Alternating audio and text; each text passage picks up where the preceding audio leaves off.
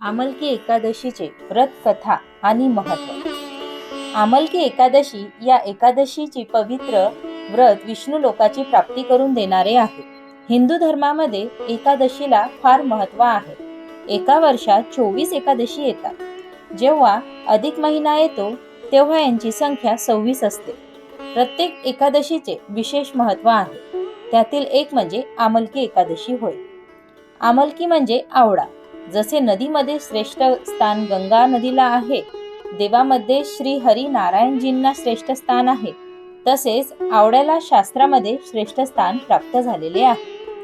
नारायणजींनी सृष्टी रचनेसाठी ब्रह्माजींना जन्म दिला. त्यांनी सृष्टीची रचना केली. तेव्हाच आवळ्याच्या वृक्षाला सुद्धा जन्म दिला. आवळ्याचे झाड हे पूजनीय आहे. त्याच्या प्रत्येक अंगात ईश्वराचे स्थान आहे. व्रतकथा. कुंतीनंदन विजया एकादशीचे महात्मा ऐकून आनंदित होते, धन्य होत होते. विजया एकादशीचे महात्मा ऐकल्यावर कुंतीनंदन भगवान श्रीकृष्णांना विचारतात, फाल्गुन महिन्यातील शुक्ल पक्षाला येणाऱ्या एकादशीचे काय महत्त्व आहे? कुंतीनंदन खूप विनम्रतेने भगवान श्रीकृष्णाला प्रश्न विचारतात. त्यांची विनंती ऐकून भगवान श्रीकृष्ण म्हणाले, फाल्गुन महिन्याच्या शुक्ल पक्षाला येणाऱ्या एकादशीला आमलकी एकादशी म्हणतात. भगवान श्रीकृष्ण म्हणाले, हे कुंतीनंदन, या एकादशीचे पवित्र व्रत विष्णू लोकाची प्राप्ती करून देणारे आहे. या व्रताची एक प्राचीन कथा आहे, ती मी आपणास सांगतो. ती शांतपूर्वक ऐका.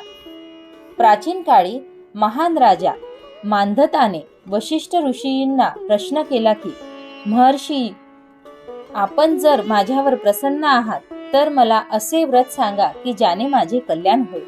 महर्षी वशिष्ठजी बोलले, हे राजा, सर्व व्रतामध्ये उत्तम, जे शेवटी मोक्ष देते, असे व्रत म्हणजे आमलकी एकादशीचे व्रत होय. राजा मांधता बोलले, महर्षीजी, मला सांगा, या आमलकी एकादशीच्या व्रताची उत्पत्ती कशी झाली? हे व्रत कसे करतात? महर्षी वशिष्ठजी बोलले, हे राजा, मी तुम्हाला या व्रताची पूर्ण माहिती देतो. हे व्रत फाल्गुन शुक्ल पक्षात येते. या व्रताचे फळ प्राप्त केल्याने सर्व पाप नष्ट होतात. या व्रताचे पुण्य 1000 गायीचे दान केल्याने जे पुण्य मिळते तेवढे आहे. आमलकी म्हणजेच आवळा, याची उत्पत्ती ही भगवान विष्णूच्या मुखातून झाली. मी आता तुम्हाला फार जुनी कथा सांगतो, ती ऐका. प्राचीन काळी वैदिक नावाचे नगर होते. त्या नगरात ब्राह्मण, वैश्य, क्षत्रिय, शूद्र या चारी वर्णातील लोक फार प्रसन्नपूर्वक राहत होते. या नगरात नेहमीच वेदांचे पठण होत असे. त्या नगरात कोणीच पापी, दुराचारी, नास्तिक असे कोणीच नव्हते. नगरामध्ये चैत्ररथ नावाचे चंद्रवंशी राजा राज्य करीत होते. ते फार विद्वान व धार्मिक प्रवृत्तीचे होते. त्यांच्या राज्यात कोणीच गरीब नव्हते. त्या राज्यातील प्रजा ही विष्णू भक्त होती. तेथील लहान मोठे सर्व व्यक्ती एकादशीला उपवास करीत होते. एकदा फाल्गुन शुक्ल पक्षात आमलकी नावाची एकादशी आली. त्या दिवशी राजा व प्रजा यांनी आनंदपूर्वक एकादशीचा उपवास केला. राजाने आपल्या प्रजेबरोबर मंदिरामध्ये कळसाची स्थापना केली व धूप, दीप व नैवेद्य यांनी पूजा करीत होते. त्यांनी आवळा वृक्षाचे पण पूजन केले. त्यांची स्तुती केली व प्रार्थना केली की माझ्या सर्व पापाचा सर्वनाश करा. त्या रात्री तेथे सगळ्यांनी जागरण केले. त्याच रात्री तेथे एक शिकारी आला. तो महापापी व दुराचारी होता. आपल्या कुटुंबाचे पालन पोषण तो शिकार करून करत असे. त्या शिकाराला फार भूक लागली होती. त्याला वाटले की येथे जेवणाची व्यवस्था किंवा प्रसाद तरी मिळेल, या उद्देशाने तो आला होता. तो मंदिरात एका कोपऱ्यात बसून होता. त्या ठिकाणी तो बसून एकादशीची व्रत कथा व महात्म्य ऐकत होता. या प्रकारे त्या शिकाराने संपूर्ण रात्र इतर लोकांसोबत जागरण करून काढले. सकाळी सगळे आपापल्या घरी निघून गेले. शिकारी पण घरी गेला व जेवण केले. काही दिवसाने त्या शिकाऱ्याचा मृत्यू झाला. तो फार पापी होता. त्याला नरकात जावे लागणार होते. पण त्या दिवशी न कळत त्याच्याकडून एकादशीचे व्रत, उपवास व जागरण झाले होते. त्यामुळे त्याचे सर्व पाप नष्ट झाले होते व त्याला पुण्याची प्राप्ती झाली होती. त्याला पुढील जन्म देण्यात आला. त्याचा राजा विदुरथाच्या घरी जन्म झाला. त्याचे नाव वसुरथ असे ठेवण्यात आले. वसुरथ पुढे तिथला राजा बनला व तेथे चांगल्या प्रकारे राज्य केले. त्याच्या चेहऱ्यावरील तेज सूर्याप्रमाणे होते.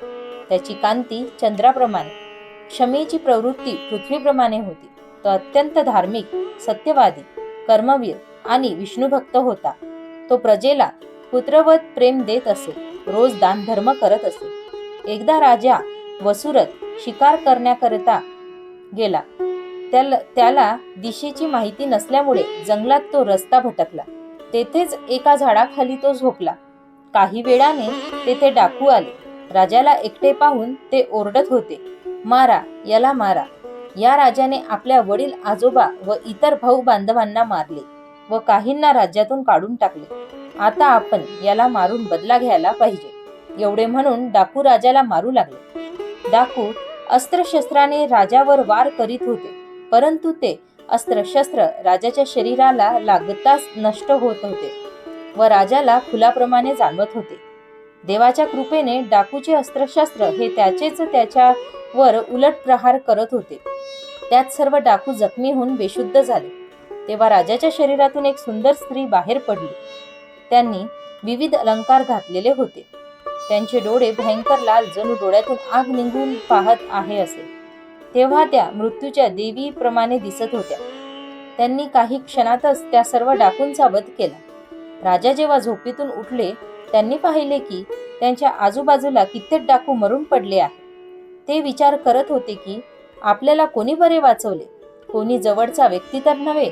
हे विचार करीत असताना आकाशवाणी झाली की भगवान विष्णूजींच्या शिवाय तुमचे रक्षण आणखी कोण करणार. ही आकाशवाणी ऐकून राजाने भगवान विष्णूचे स्मरण करत त्यांना प्रणाम केला व आपल्या राज्यात परत सुखरूप आले. वशिष्ठ ऋषी बोलले, राजा हा सर्व आमलकी एकादशी व्रताचा प्रभाव आहे. जो कोणी आमलकी एकादशीचे व्रत करतो तो प्रत्येक कार्यामध्ये यश प्राप्त करतो व शेवटी वैकुंठ धाम प्राप्त करतो.